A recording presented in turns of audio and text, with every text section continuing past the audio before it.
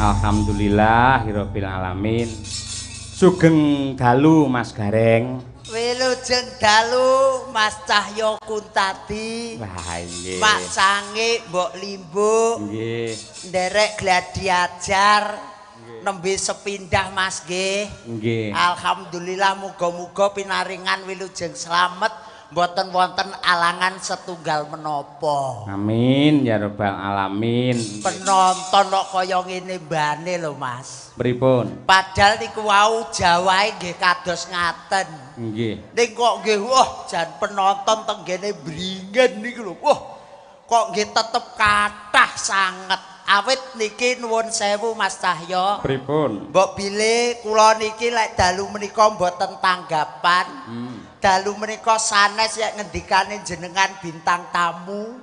Kula niku lek teng Ponorogo namung nderek dolan badhe sungkem panjenenganipun Rama Mujita. Niku intinipun badhe sungkem. nggih, badhe sowan sungkem karo badan.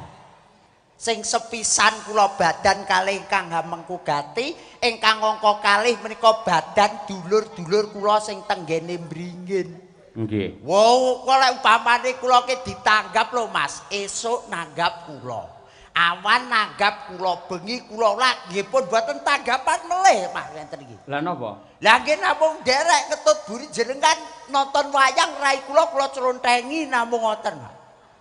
Panjenengan asring tindak wonten ing Ponorogo menika tegesipun dipun tresnani kalih Piyai Ponorogo. Leres Mas Cahyo menika Kula nggih sok nonton teng YouTube.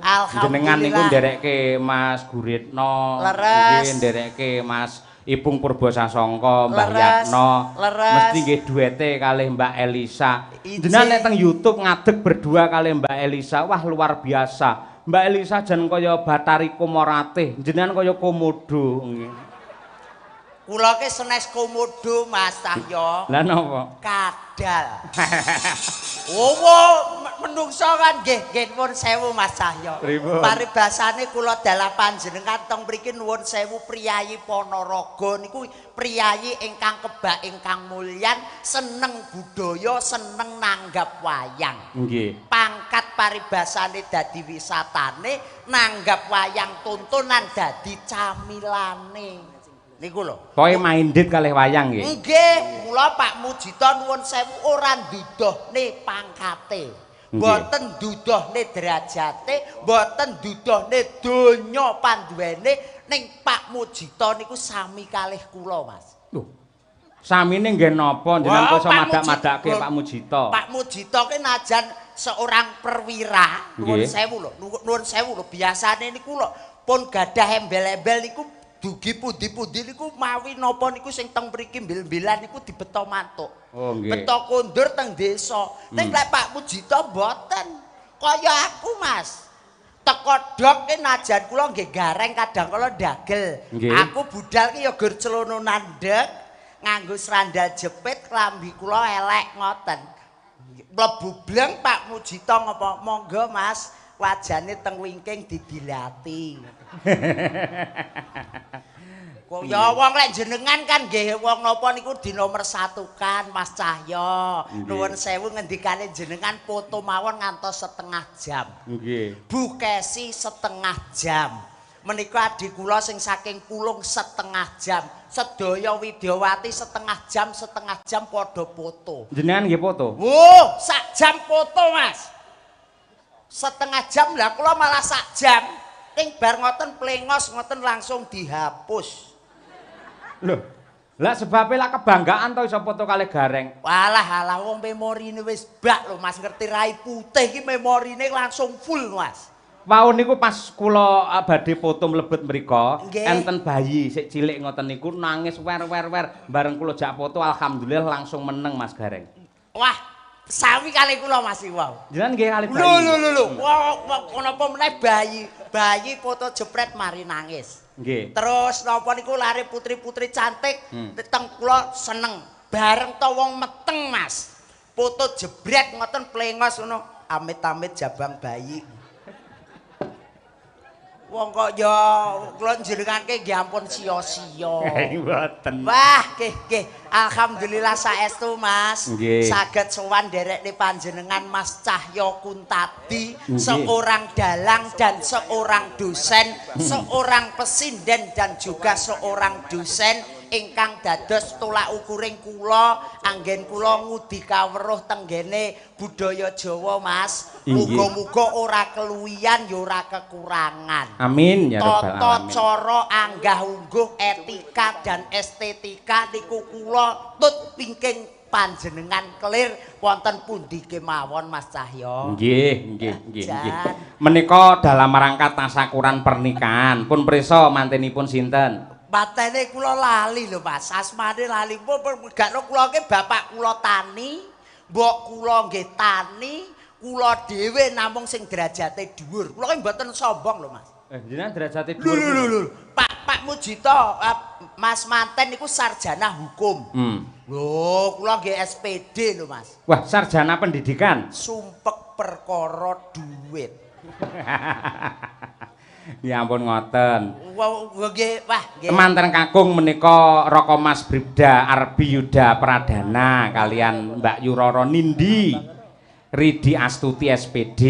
Nggih, wah niki nuwun sewu Mas Cahyo. Pripun? Najan kula ki omah-omah men kepara 20 taun yen badhe ngomongi badhe napa niku nuturi niku pun paribasane nguyahi segara. Namung nderek dedonga kula mawon ikhlas lillahi taala saking krentek ati kula. Kula dongakne dulur kula lanang, dulur kula wedok anggenipun bangun Bale Wisma. Muga-muga dados keluarga ingkang sakinah mawaddah warahmah. Amin. Pikantuk wahyu kang tinemu, pikantuk wahyu jodoh ngarsanipun Gusti Kang Maha Agung, akeh rejeki panjang yuswa. Amin. Kula pitados menawi donga panjenengan menika gedhe dayane tur ya mandi. Wong nyatanipun jenengan langgih anggenipun bebrayan langgih dipun paringi guyub rukun mawon to? Nggih to Mas. Nggih. Wong guyub rukun alhamdulillah wong jenenge paugerane wong tua Mas nuwun sewu. Bapak ke ayu kaya ngapa kuwi tetep bojomu. Cantika kaya ngapa ngendikane jenengan tetep bojoku. Lah kula kan nggih to ngoten. Dolan tenggene Mall Madiun. Pripun? Delalah teng mriku niku panggih artis kondang cuantik. Kula mlantuk mulih jebul Mas. Ayu bojone jenengan. Ayu kono Mas. Loh. Nun sewu warah agama niku sampun paring piwulang, nadyan to wong wadon ayu digelar teng jagat, piye carane awake dhewe tetep menganggep lamun to bojo ki sing ayu dhewe ngono lho. Lah sakjane kula nggih ngoten ning lek masalah kesetiaan nuwun sewu lho. Wong jenengan ngendikan mawon badhe remen kali Mbak Elisa nuwun sewu. Mbak Kesi pun ngendikan, "Oh iki bojoku." Ning nggih kalah romantis kalih kula lho Mas. Kok iso? Kula nuwun sewu, bojoku ki ning dinggon tak gandeng, Mas. Jan ketok rukun temenanan. Ketok mesra. Ponorogo tak gandeng. Jak pundi melih? Tak teng Medion kula gandeng. Tenggene Surabaya kula gandeng. Mlebu tenggene mall sebelah niku kula gandeng. Mesra banget nggih. Mergo lek mboten kula gandeng nggih njupuki napa-napa. Oh, padahal niki kula nggih nyambut damel kan. Sampeyan kudune ya tanggung jawab. Seorang laki-laki apa sing dikersakne bojo ya dipinangkani men sampeyan duwe kawibawan ngono kuwi. Nggih kula pinangkani. Kula pinangkani lho niku kula pinangkani saestu Mas. Kula jukuk ning ngoten, bare tenggene kasir kula balekne melih ngoten. Lho, lah terus mulai ora nggo apa-apa. Lah yo sabar. Kula kan nggih ngoten sabar, trima karo pawehe sing wong lanang. Kula kan nggih ngoten. Sami kalih putranipun panjenenganipun Pak Mujito. Pokoke yo jenenge awake dhewe najan wis pangkate dhuwur lho, Mbak. Yo, Dik, awake dhewe kudu nrimo apa sing dadi pawehe Gusti. Kan nggih ngoten. Dawuh leres nggih. Lah niki mumpung Mbak Elisa sampun jenak pinarak wonten mriki, dasaripun sampun sawetawis dangu mboten pinanggih. Leres, Mas. Jenengan kajenge dipun kancani Mbak Lisa nggih? Inggih, siap. Monggo jumeneng Mbak Lisa. Monggo, Mbak. Aja dipleroki. Monggo, yuk dados Madangkara. Yuk.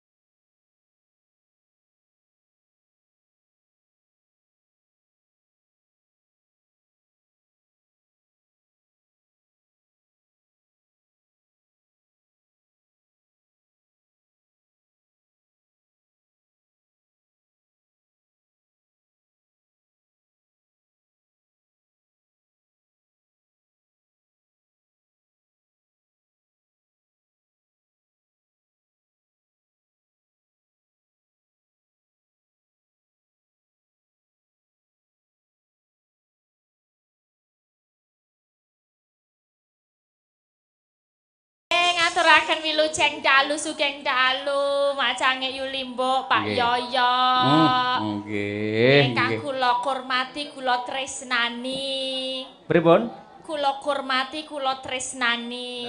Sampeyan muni tresnani jare iku iso teles dhewe lho Mbak ngono iki. Kok teles napa to? Ya kaya grogi ngoten lho roh sampeyan. Terus jenengane saya tambah yuswane kok ngibarate kaya emas ni malah kaya sinangkling kaya digosok satemah mencorong mawa cahya kuntadi ngono lho. Sumunar ngono lho Mbak Lisa. Kok gitu? Oh iya. Maksudnya Tresno itu kan sebagai sosok seniman yang dalang sing tak puja-puja ngono lho, tak idolakan ngono. Ora Tresno sing kaya ngono gitu loh. Jadi emang mungkin sinarnya itu mung mergo bar pedot. Aku ki lho rungokno El. Wah, iki bukesi ya sumunar mawa cahya lho ya niki. Aku ki lho ning omah dadi bojone meh 15 tahun. Ora tau lho dilem-lem kaya awakmu El. Aduh, piye ki? Piye Masa to, Bu? Masa enggak pernah dilem to, Bu? Enggak. Malah ngelem awakmu iku lho El. Jane ya bukesi. Pak ampun ngaten lho, Pak. Nun sewu itu pendapat yang salah. Bukesi teng dalem ya tak lem ning panjenengane sok ora krasa. Malah nun sewu rekai lak mbiyen bar umroh to. Dadi sithik akeh ngerti basa Arab. Lah, jebul wong Arab kuwi, wong lanang ngelem karo bojone sing putih kemerah-merahan ki ling undang piye? Ya Humairah. Ya, Humairah. Putih kemerah-merahan kuwi ya Humairah. Bukesi ya tak undang ya Humairah.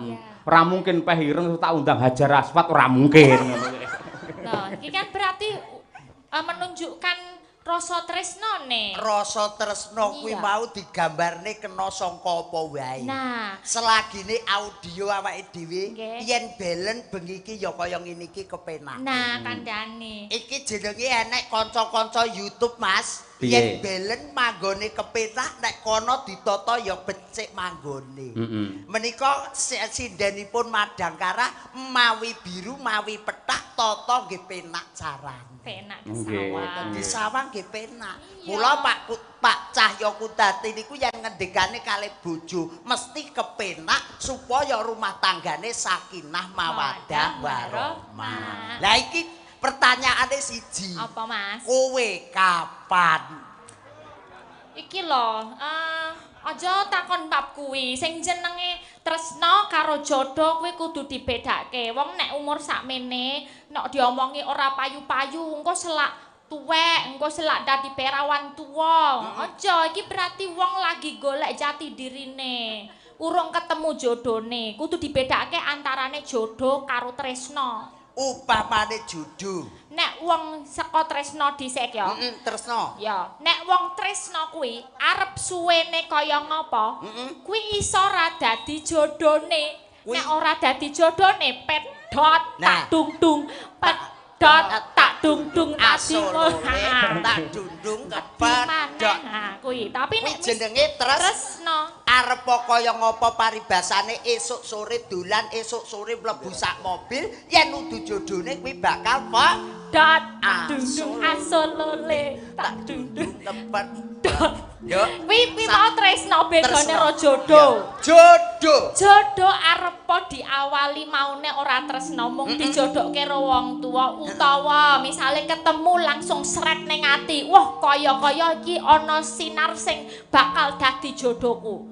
Lah kuwi diwiwiti saka barengan engko tuwuhe rasa tresno nek wis dadi siji. Kaya dulure dhewe sing manggon ning Bringin bengi iki temu wahyuning jodoh, wahyuning katentreman. Nah, iso muga-muga jogo dadi tresno, dadi ya jodoh. Lah, ora nggih tak tungtung. Ora. Sing tak tungtung kan sing mau. Ora tak tungtung khusus seniman. Oh, wong mriko lek tak tungtung kula der. Mak jedor.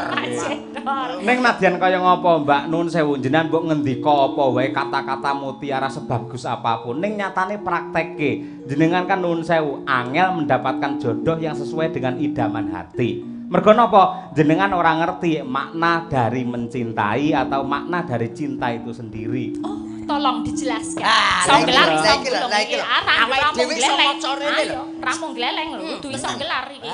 Iya. Coba tresno kaya ngopo? Dirungokne ya. Dienjepi robu kesi ra kira-kira.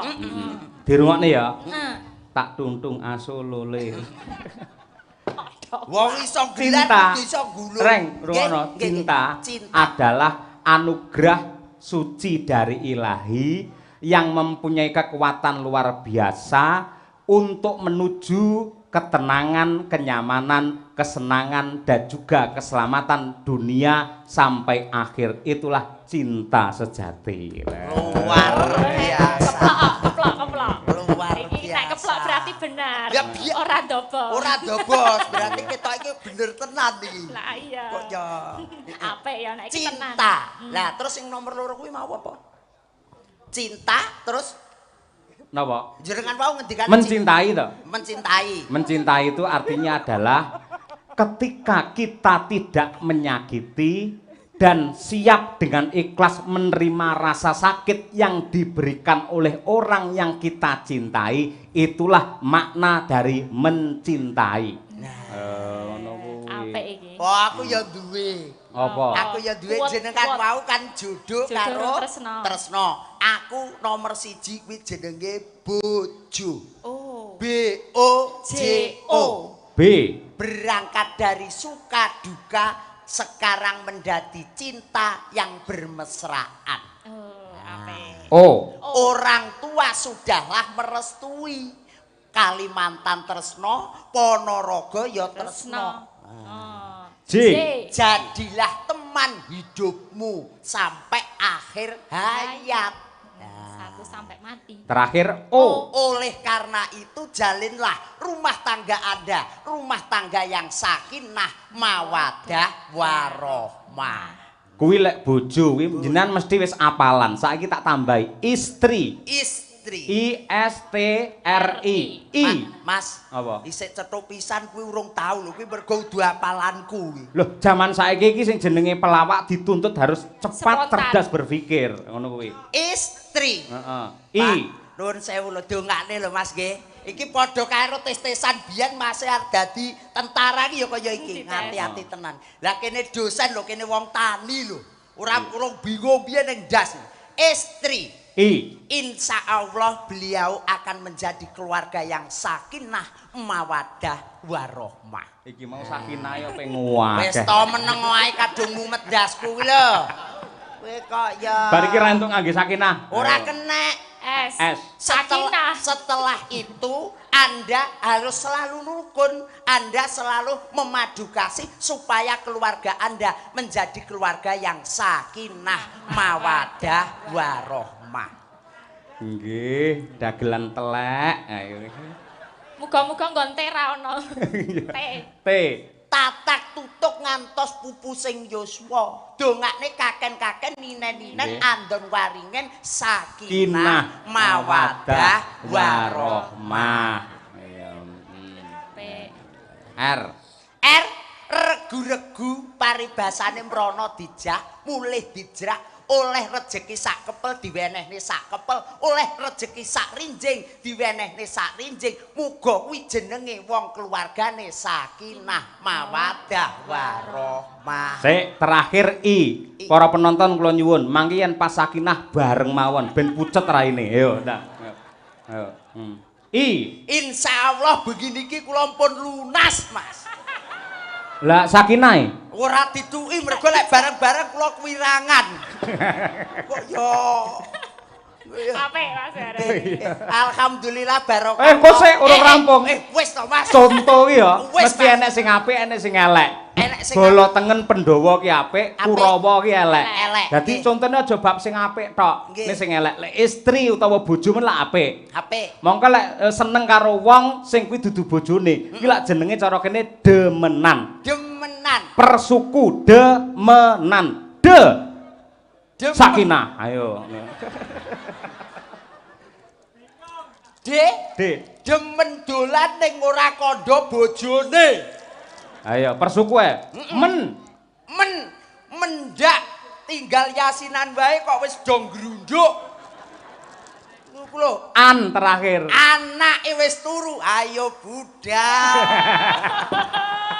Pengalaman koyone. Wah, Mas. Sik tambane aja bleleng. Hobi, Mas. Persuku selingkuh secepat. Yuk. Serba cepat dan harus dapat. Wong selingkuh ki kudu cepet lah ora cepet ora iso. Lah lho, tukang YouTube lho. Ya lek kulino iki to. Nggih. Oh iya. Li nambaran ati tresno mergo kasembadan bledek ning poper kono. NG ngendikane Prawinase sing penting ora konangan ora dosa. Kowe alah. terakhir koh. Koh ya koh piye iki? Koh lek konangan lho Mas, ngati-ati. Kok koh konangan piye? Lah ya koh ki angel lho Mas lek koh ki. Wae kudu iso. Lek ra iso tarik kembali, ayo. Koh niku tegese ora kena angkuh karo bojone. Kulino mbolo ben aja ngerti awake dhewe ning hubungane. Ngono lho. Kulino iki asli. Lah aku ora kulino piye lho. Wong kene hobi kok. Iya. Hobi padane. Oh, biyen ndung banteng sik buka sapa sing nyang pisanan. Kowe. Wah, jenengan. Weh, waduh.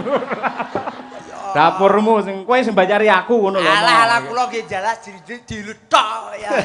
Ngapunten Mas Cahyo nggih. Mboten napa-napa. Gudange ilmu, gudange budaya nggih Mbak Elisa, ugi gudange agama.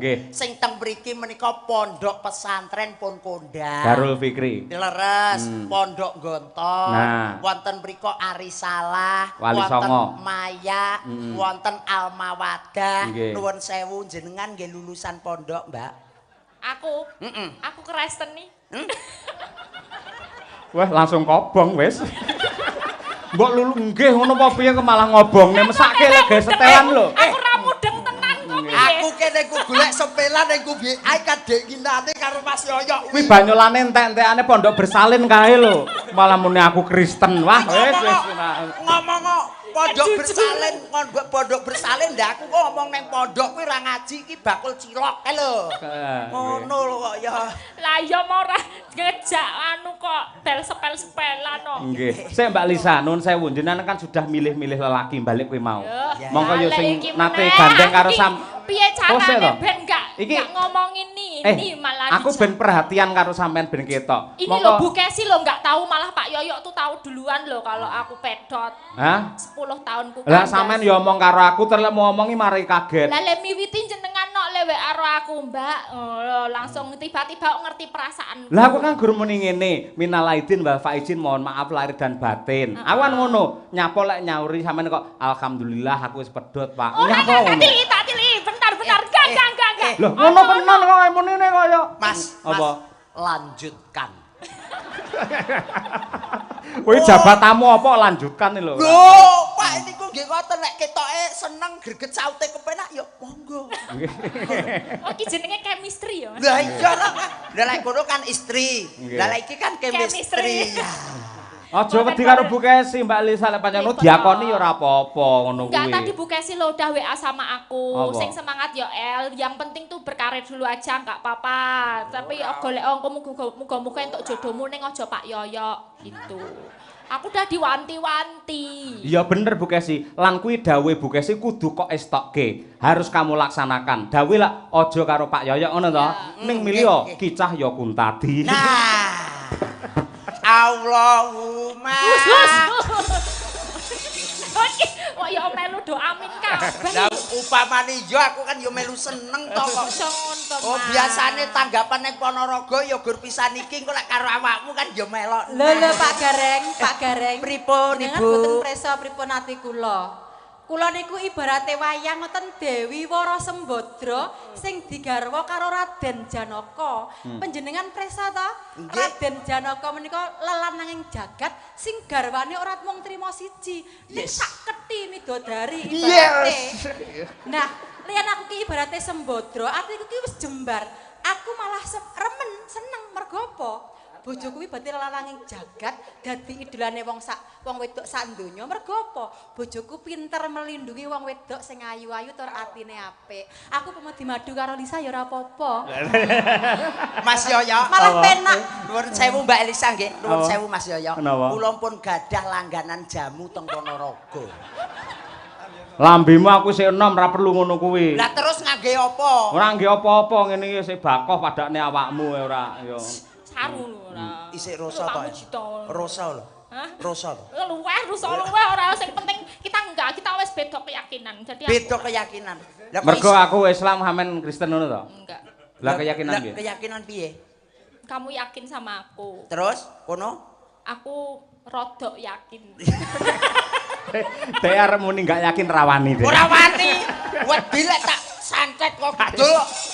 Kok kandhane Nembang Mbak Lisa nembang. Ije siap. Ada Ibu. surat-surat juga, tadi Iya. ada salam-salam juga. Wah, niki tulisannya apa Mas Gareng nek iso aku ya ora iso Niki mramudeng. to, ya Allah. Iki wis ge BL Wisa. Alah pun mboten iso Mas kula. Aku Kula ya sakniki mumet tok, Nek. Mumet niki kula. Jan mumet. Yo dibuka sik to Mas nggih. Lho kok iso dibuka sik? Niku teng mriku enten seratane lho Mas. Napa? Lah niku wel Iya engko kan ning jero ya mesti enek to, mesti Oh lah ya, kan lempitan iki. Nggih. Nah. Bah, tulisannya kaya dokter. Aku Salam taklim saking keluarga. Napa niki? Kok jauh banget bacanya, Pak? Apa? Jauh apa ya? banget kok ini. Lah wis tuwa iki pancen nek maca ya adoh. Oh, lagi 2 menit wis kleru. Nek sekolah Mau Mas. jereke kuat saiki omong wis tuwa. Ya. Nggih. Saking napa niki Pak? Tatung Mbah Disan nggih. Nggih. Nggih, Mbah Disan nyuwun gending utawi lagu Kinanti Sandung. Terima kasih. Budange nggih. Kinanti Sandung. nggih. Iki wonten saking Balong Pak Samidi menika nyuwun tembang kangen. Nggih, lajeng wonten Wonogiri Pak Prastoto ini dari Caksi Lover dan EFC memantau senggol dong. Minta podang kuning. Nggih, mengke dipun aturaken setunggal. Monggo. Anu Mbak Lisa nyuwun kadung tresna dhisik diaturake marang mempelai berdua. Nggih. Nek nangis aku piye? Ya ora to. Ngopo kadung tresno kok nangis. Kadung tresno kadung ya Kadung berdua tresno ning kaya ora Mas. jodone. Oh iya, ya tak dundung. Aku mau bengi iki mau gerget curhat Elisa tok. Ya tak dundung kok ya. Nggih. Monggo Mbak. Dibawani monggo bawani napa nderek mawon. Nggih. Alisa. Rina wangi dadi ati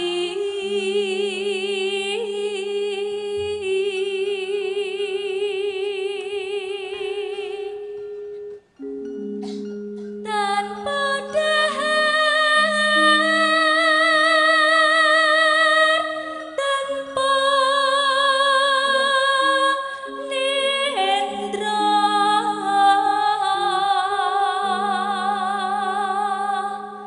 gayung yon marang slirane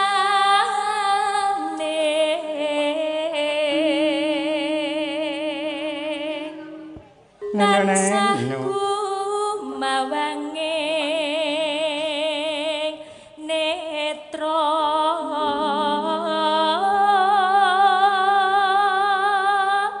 jero ati kadung tresna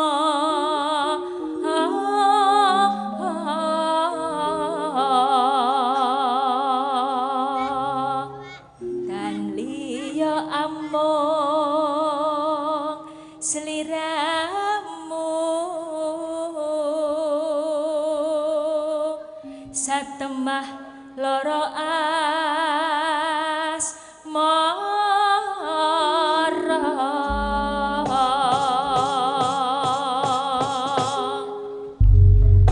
Nggih, digarap orang Rambahan sepisan langgam angka loro dangdut ning iramane slow. Wah ya kadung tresna. Monggo Mbak Elisa Urcarus Alaso.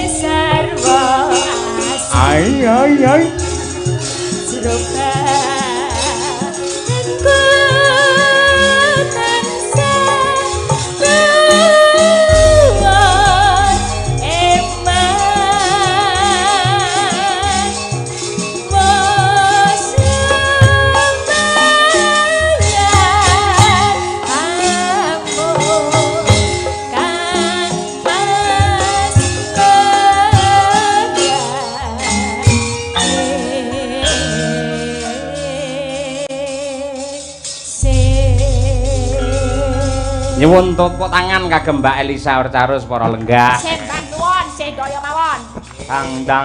Dang jet. Ay. Namanya itu ke distract yo. Nek wis ono ayang-ayang tuh bikin blur gitu. Ombo padakne kacamata apa piye kaya gedhe Yang kok. ada ayang-ayang itu kan pikiran aku kan. Kayak gitu loh. Ya engko ayang-ayang kok ya. Suwun Mbak Elisa. Matur suwun Mas Gareng. Nggih. Sembah nuwun. Karo kawula Mas Cahyo menika lagunipun Kadung Tresna. Nggih. Muga-muga tresna ingkang sejati mliginipun kunjuk dumateng pinanganten sekalian. Nggih, Mas Arbi kalian Mbak Nindya. Leres Mase Mbake sarjana pendidikan seorang guru. Nggih. Dan Mase seorang TNI. Paribasane awake dhewe iki arep sak omah bendina kan ya ora iso. Nggih. Kuncine sing tresna sing linuwih bakal dadi rezekining teka pupusing yuswa. Amin. Nggih. Tak golekne kanca meneh Mas Gareng. Injih, Mas. Iki ana sing ngersakake ya kuwi jaranan Mbak Winong. Nggih, Nduk. Jaranan. Coba men jumeneng cublak suweng Winong Nawangsih Tulungagung punya. Yo.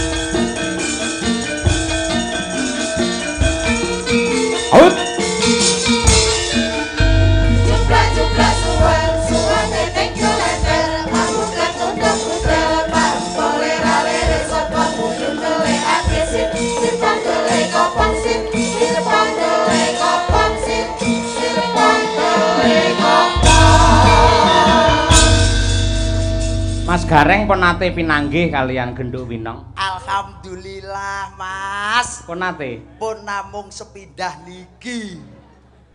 Wong kok ya terus cethukku ke kapan Mas? Bahasane kula ki menggur AKDP lho. Apa ki antar kota dalam provinsi. Nggih. Niku wong kula ki nggih lek jenengan kan teng isi. Nggih. Lah kula UGM. Wah, Ngayuk Jakarta. Alah Universitas Gandulan Montor. Wah iya. Nggih. Mumpung panggih niku mangkenalan. Mbak Wina, wilujeng dalu no. Nggih wilujeng dalu. Minal aidin wal faizin. Nggih minal aidin wal faizin. Sepinten kelepataning kula nyuwun pangapunten. Nggih kula semanten ugi Pak Gareng. Alhamdulillah Mas ngeten iki lho. Gandes luwes nyenengne ati.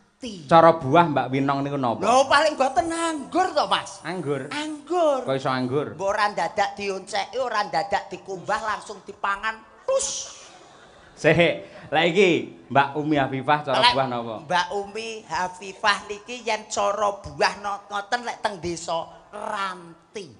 Ranti. Ranti. Kok ranti? Ranti niku nggih cilik, Nggih. rupane ireng, wukeh cembul-cembul ngoten, lebubleng kena kanggo tombo. Oh, kowe tunggale jamu berarti kowe. Kena nggih jamu, kena nggih tombo tresna. Nggih. Lek Mbak Birgita iki, Birgita lho. Wih, jane kaya gini iki lek terus buah napa? Jane ngeten iki lek cara buah niku nuwun sewu lho Mas. Manggis, Mas. manggis. Manggis. Kok manggis? Manggis niku tidak pernah bohong. Sing nggih. buri 5, jerone ya 5. Nggih. Niku Mbak Bukesi napa? Bukesi to? Heeh. Lek Bukesi niku sakniki napa kula rumiyin? Ya sakniki wong piyayene saiki kok. Sakniki to. Nganti elek surat tak janah we. Mboten lek Pak Bukesi niku nuwun sewu. Cara buahe ngoten melon tanpa biji. Melon. Layak gilap we ayo. Melon tanpa biji. Tukune ning dengok etan kono. Dibuka marep ngulon seret banyune cur. Dulur pengkol, dulur bringin kabeh padha seneng. Yen kuwi bar Bukesi Mbak Trihastuti, Mbak Tutik. Mbak Tutik niki lek cara buah Mbak Tutik niki nuwun sewu lek semangka. Kok semangka? Nggih, semangka niku dipangane lek pun ming wayah poso. Nggih. Dadi lek ora poso ora dipangan ya. Nggih, ora poso ya ora tau. Wong jenenge semangka kok, Mas. Oh ya. Selanjutnya. Nggih. Palah kok semangka ya. Mbak Lia, cara buah napa? Mbak Lia mriko to? Nggih. Nuwun sewu lek Mbak Lia ke. Nuwun sewu apa ya? Sik niki kula cedhaki ngoten pareng nggih Mas nggih. Nggih, waton aja didemek. Mboten namung kula ambet tok. Lek didemek ngentut kuwi. Mboten ora malah seneng kula. Cedhaki ngentut niku kula demen Pak nuwun sewu Mas. Alah pun kecekel Mas niki. Apa cara buah? Pace. Kok sia-sia. Oh, mboten sia-sia. Kuwi seniore Parasinden lho kuwi, ora suarane apik. Warpa senior Parasinden jenengan aja nyedak kulek ngentut. Wong kula ngatek ngentut bae tak ambet mabel. Lah iki kaya pace. Etoke kok koncone. Men komplit Mbak Lisa cara buah apa? Lek Mbak Elisa lho, wis bendina teng mriki lek niki kan nggih buah kesukaan to. Oh, makanan sehari-hari. Makanan sehari-hari komplit kabeh kuwi. Apa kuwi? Ya seneng semangka enek. Terus apa kuwi melon enek, terus duren enek, terus anu salak enek, terus apa wis pokoke buah-buahan kabeh enek nek kono. Dadene sitok sak kresek. Sampeyan cara buah ya apik kok. Oh, napa Mas? Cara buah sampean iki pelem. Pelem alhamdulillah. Pelem sing luwegi rupane kuning semua abang kae. Nggih, pelem. Ning digondol codot dadi ya ngono kuwi. Mboten napa-napa Mas, mudhun jruk, tunduran codok jenengan dahar. Iya. Nggih. Lambene. Nang iki lho nang. Ayo. Nggih, metu ya penggemarmu ana sing ngersake jaranan. Nggih, Mbak Winong niki napa melih niki teng bumi Reok Ponorogo, Mas. Nggih. Pokoke ya jenenge jaranan iki tidak hilang dari pandangan seorang penduduk Ponorogo. Ha, nggih. Nggih, Pak. Halo. Niki sakderenge nembang kula ajeng tanglet angsal. Oh, boleh. Niki wau kan kula kalih Mbak Birgita, kalih Bu Kesi, kalih Umi kan kaget to nek Mbak Alisa niku jomblo. Kok jenengan niku malah ngertos niku sejauh apa to jenengan komunikasi niku karo Mbak Alisa niku? Kowe iki cah cilik iki guru urus aku karo Bu Kesi karo Mbak Lisa nyapo cah cilik-cilik melu-melu. Kula kan kepo lho, kula